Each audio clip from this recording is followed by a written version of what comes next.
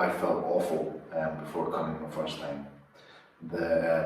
And it gradually dissipated and got less and less awful each time. I think the more faces that I started to see and recognise, the easier it was getting. But I think what I would say is the quicker you get in and get things dealt with, the quicker you're not going to feel that way. I was worried about being judged. I was worried that, just about being too vulnerable. I think because I've gone through life trying not to be too vulnerable, holding my cards close to me. I always call it like very good at wearing a mask. I put my mask on when I go out and I just pretend whatever people's expectations of me are. And when I go back home, it's like, okay, I can be myself. So with the diagnosis came, although it was a label, but it was something that I could then deal with. It was like, okay, so we have a diagnosis, how do we treat that diagnosis? And so coming to the TSC, the Trauma Stress Clinic, I felt relief as well as apprehension and fear and worry. I was already living with the effects of trauma and had been for so long that there was some sort of relief that I thought, well, hold on, okay, so now I might get the right treatment. I mean, at that time, my symptoms were heightened. I was not sleeping very well. I was having nightmares. I was having really bad flashbacks. So I think I was very apprehensive, but I also felt ready because it was at a time in my life when I was just tired of juggling the things that weren't working for me, and I was just ready for real change. I was experiencing my traumas. I was living through traumatic events probably more than once a day. Definitely through the night. I would have night terrors. I did experience bedwetting, and when you're an adult, you don't want to talk about these things. You can't share these things with people, and so I felt very ashamed. And I was already feeling shame and guilt from my own traumatic experiences. So therefore, when I was experiencing the effects of trauma, which I didn't know was trauma at the time, it was having another impact on me and my life. I wasn't good with other men. And if I saw men as a high threat level, that I would react to them much quicker than I would to any other person. And unfortunately that meant reacting in a bad way. So unusually an altercation would take place. And for me, the most common place for altercations to take place was on public transport. And things like, if there was a guy looking at me, he might have been looking at me to look at the jacket I was wearing or the trainers or whatever the case may be, but in reality I would take it that he was threatening me and then get into a verbal which would very quickly change into a physical altercation. I was really scared because whenever I experience the memories of my home, at home, it can be very traumatizing for me. I'm at home, curled up into a ball, it's almost like I'm back to that child that experienced the memories, and the memories feel very real. So I was concerned about how I would react in the office with the therapist and having to go through these memories. But I think that my therapist did a very good job of explaining basically how we would go about it, and having like cue words that we would use, or like signs that we would use if I felt like it was a bit too much for me, or she felt like it was time to kind of just take a break. She also gave me options, so there were different ways of going into the memories that she gave me options to think about. She didn't pressure me into picking any one. I guess it was just more of whichever one worked best for me as a person, or which I preferred. So I felt like I had a choice in that as well, and I wasn't just pushed to do one thing. Although I'd been living through them, and clearly I was resilient, even though I didn't know I was resilient because I'd survived and I was there and I'm here, I'd never verbalised it. I didn't have the terminology, I didn't have the vocabulary to put those things into words. So yeah, I was apprehensive, I was scared, I didn't know how that would work, I didn't know how long it would take, and also verbalising things. I think I even at some point throughout my treatment, I think even verbalising it, it wasn't that I was laughing, but I was embarrassed, and So I would sort of laugh a bit, try and laugh it off, or try and avoid it, because I've been avoiding situations and actually talking about things for so long that I found that quite difficult. But the therapist was encouraging, was patient, and just gave me the space to be able to talk. At the start, they didn't really leave. I think at the start they were still there. But I think gradually and slowly they just started to become less and less frequent, and less graphic. I think that's the other thing. I think my brain slowly but surely started to compute the information.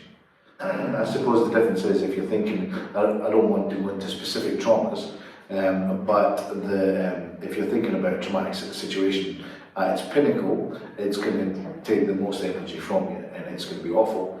But then when you start to think about the other parts that you hadn't computed before, and you look at it from all aspects, and then slowly you start to compute the information, you stop waking up at those moments of the pinnacle of the trauma, and you start, the seeing some of the other things that help you deal with it, really, I think.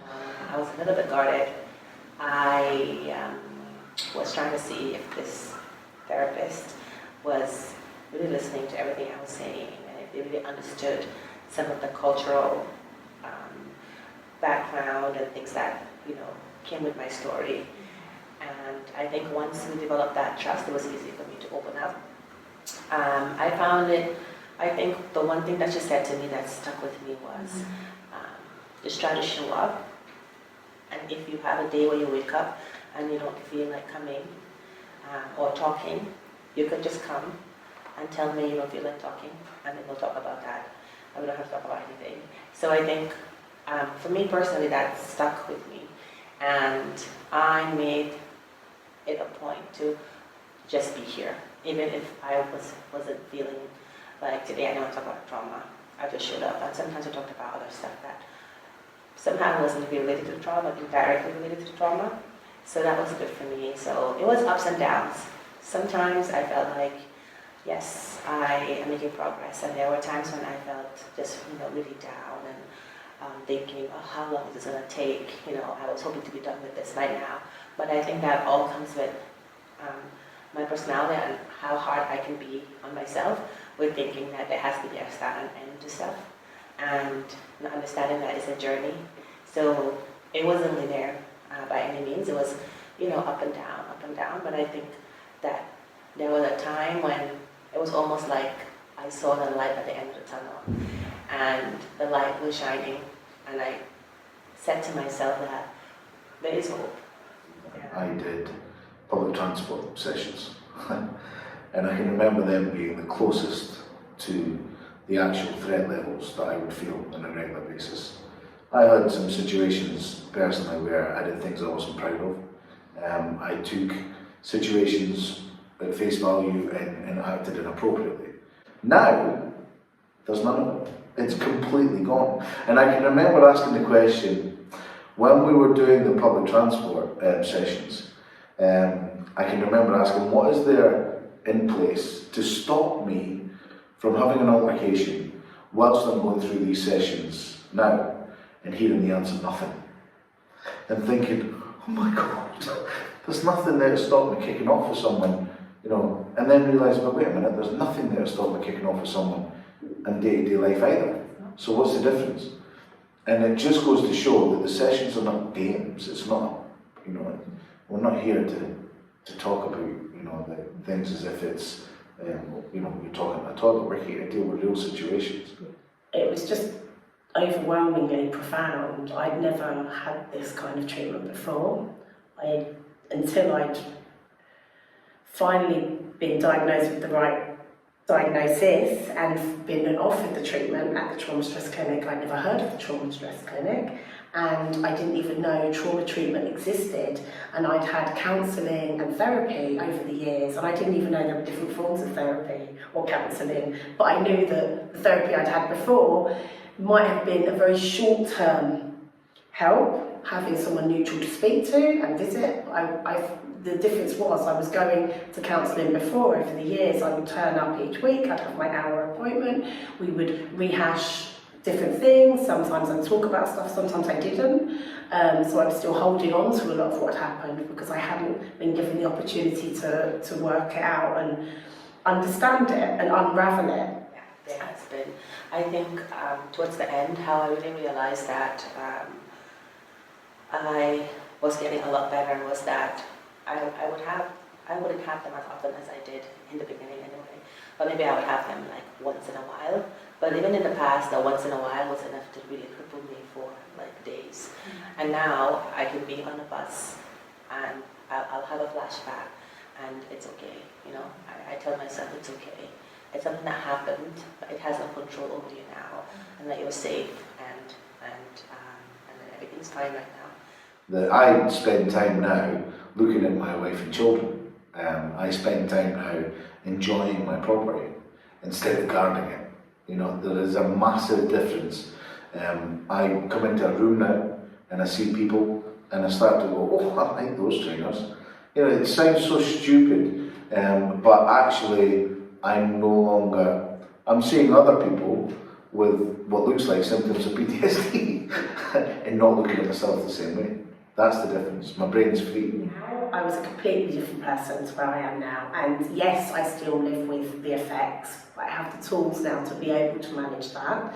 I've now since started to develop my own creative arts for wellbeing workshops, which I absolutely love because for me, whether it's dance, movement, drama, writing, I love writing and I write poetry, and offering that creative spaces, safe spaces for others to come and have their voice. I've been silenced for so many years, and actually through the therapy and the treatment I've been unsilenced. I'm not ashamed of what I've gone through. I don't hold on to the responsibility that should have been there for others, and I take responsibility for my actions as an adult, but I won't take responsibility for the traumas that I didn't have to, you know, that I was burdened with. And you know, on the days that we were discussing it and going through some of the awful moments, going home afterwards and thinking about it didn't feel that great either. But the following day, the energy that gave me was immense. You know, like, because it kind of almost felt like, okay, I've given it more of the attention it deserves, and therefore that was a moment that needed to be dealt with.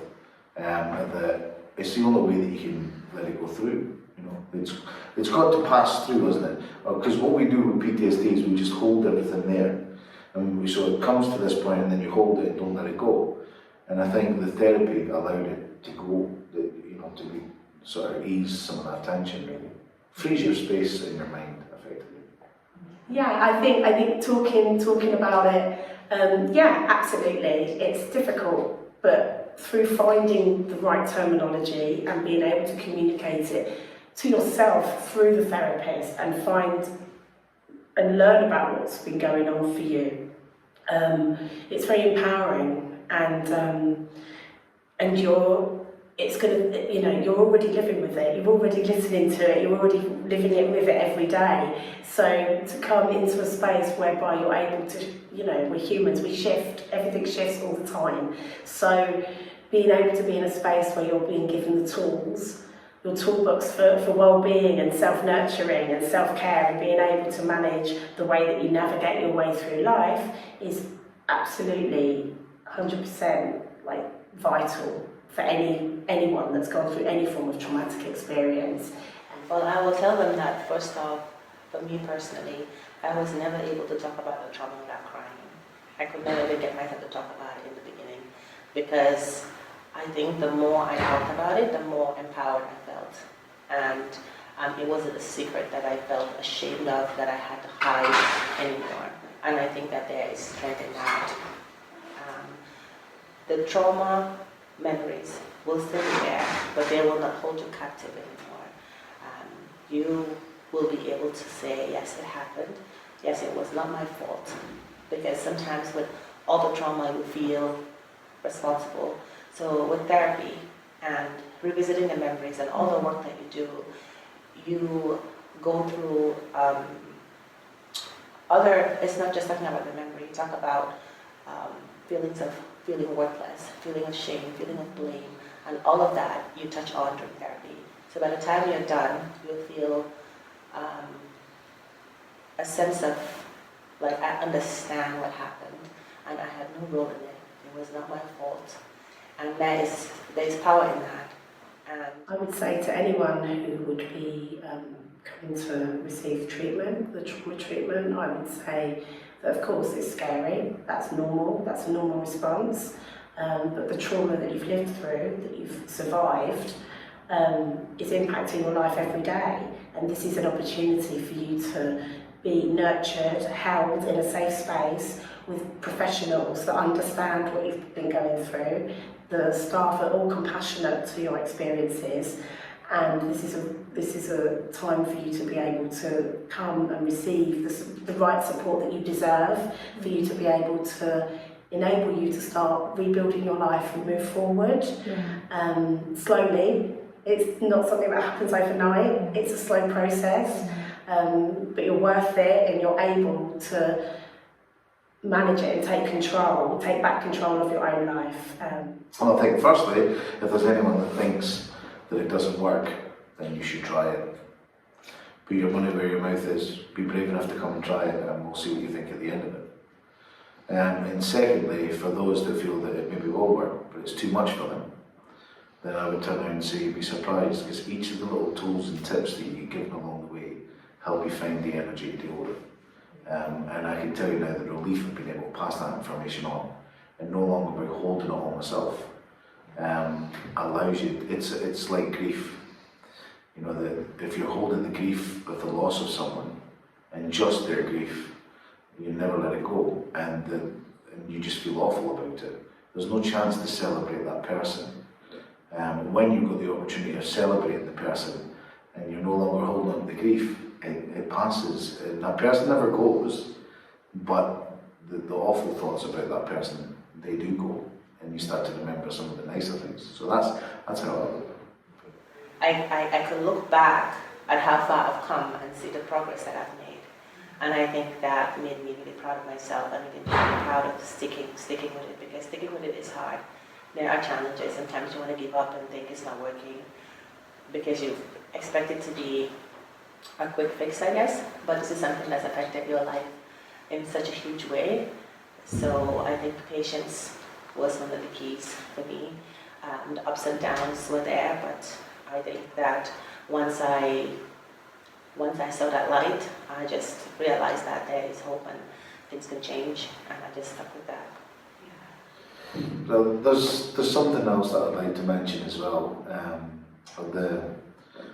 A lot of times that through the years that I went to different places for different types of treatments, and there was lots of things that were sort of there for different groups, whether it be for women, whether it be for other men that that are into the. Myself, I'm a burly builder. I mean, that's literally what I am. So therefore, I'm never going to go to baking classes or to plant potting, the gardening classes or whatever the case may be. And but there is activities that can be done for men who feel that they're inappropriate to do men things. And I'd really love to see the men sort of lose some of that sort of stigma that they're coming to be in amongst bakery classes whilst they're getting their PTSD dealt with, or whichever the case may be. And it's not like that. I think that there is room for men to come along, sit down and discuss some of the things that they don't want to talk about. Yeah. And it's not easy, but when they do it, they'll find themselves back remembering the things that they want to remember. So. Perhaps to you, you're exhausted and burnt out with your own life experiences, but you haven't been able to, if you've spoken to someone about it or tried to, that might have been, for me personally, it was never really heard, I was never really believed or felt believed. And as soon as I came to the trauma treatment, that was it. It was that my word, my experience was real. Even though I knew it was real, it was now being affirmed. It was like, yes, it is real, we believe you, we will hold you through your journey, and we will get you out the other side, and you will leave this place with the tools that you need to manage and survive throughout the rest of your life. And it's not to say that I may have, you know, another day, a sleepless night or something, but it's not going to be like the walls are caving in on me and there's nothing I can do. I have lists, I have grounding techniques, I have tools, I have, you know, and I have my little wellbeing toolbox, I call it, and, you know, and people around me that need to know, I'm happy to share that, you know, I live with CPTSD and I'm functioning with that. What I would tell someone starting therapy is that you are not alone, and that to stick with the process and to be patient, because as humans, I think we want things to move so fast and we want things to happen really fast. But it's something that has such a profound effect on your life that, you know, it'll take time to go through the trauma and the memories and to do the work. And I would say that it does work, but it does take time, it does take patience. And another thing that I would say is, especially if you're coming from an ethnic minority background, I think for me that was the hardest part in accepting therapy, because I felt so much shame and I felt like I was weak in going to therapy, and I hid it for the longest time. I didn't tell anyone except for my husband, because I felt like admitting it was like failure. And I would think about my grandmother, and I would think about, you know, my mom, and I'm like, you know, they're strong, you know, quote unquote black women, and they never had to go to therapy, and but all the things that they had to handle on their own. So why am I going to therapy and I'm not even dealing with half of the things that they dealt with? And there is no shame in seeking therapy. It doesn't matter what background you're from. Trauma is trauma. It doesn't pick and choose. And you deserve to be happy, and you deserve to have your life back and to live it to the fullest that you want to live it. So that would be my advice to people, especially coming from ethnic minority backgrounds, is that you are strong, first of all, that you're getting to this point. You've done half of it, which is just the fighting with yourself, that is this where you need to be, because they will say, oh no, this is not what we do. We don't do this. We don't go in and talk to a therapist, you know. You talk to family, or you just move on. That's it. You're just strong and you just go through it. So that was my advice, is that there's no shame in what you're doing, and that you're very brave. And I wish you all the best.